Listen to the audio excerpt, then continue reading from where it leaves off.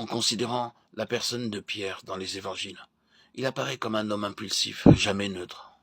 Sa vie d'âme prédominait. Parmi les 12, il fut celui qui fut le plus souvent repris, sans pour autant que ne cesse son ardeur.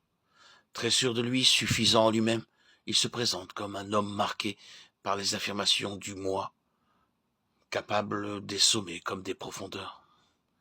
C'est à Césarée de Philippe, et après la question posée par le Seigneur, « Qui suis-je au dire des hommes? Moi le Fils de l'homme », qu'il déclara, « Tu es le Christ, le Fils du Dieu vivant ». Matthieu 16, 16. Et le Seigneur de lui faire savoir que sa confession procédait d'une révélation. Il faudra que Pierre soit amené par d'amères expériences à la connaissance de lui-même, après qu'il eut renié 3 fois le Seigneur. Luc, dans son évangile, rapporte qu'étant sorti, il pleura amèrement. Nous savons la suite.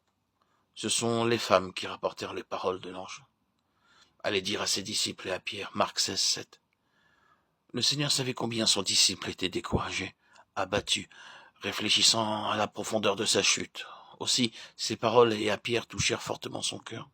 Est-ce possible qu'il ne m'ait pas rejeté? Mais non.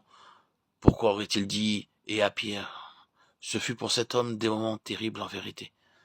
C'est par de telles expériences que l'homme Pierre est arrivé à la connaissance de lui-même, de son propre cœur, à la fin de son propre gouvernement, et que la réelle souveraineté de Christ fut établie en lui.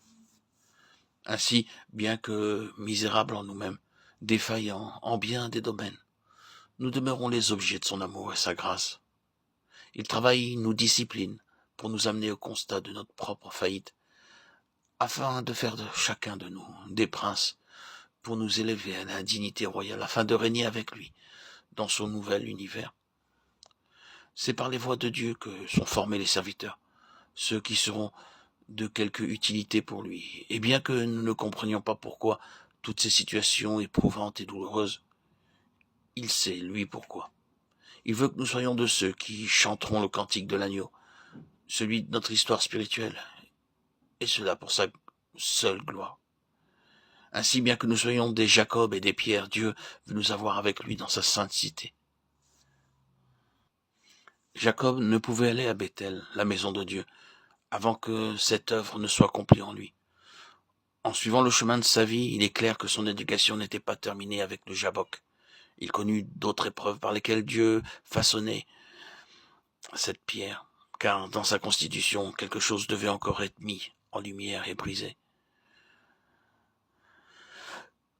Cet épisode est un court résumé de toute son histoire. Il doit y avoir en nous le sens d'une haute destinée. Dieu veut faire de nous des princes comme Pierre et Jacob. Dieu veut nous avoir avec lui dans sa sainte cité. Que le Seigneur nous aide à regarder à lui dans la foi, afin que nous soyons trouvés avec lui, que nous soyons aussi des Jacob et des Pierre.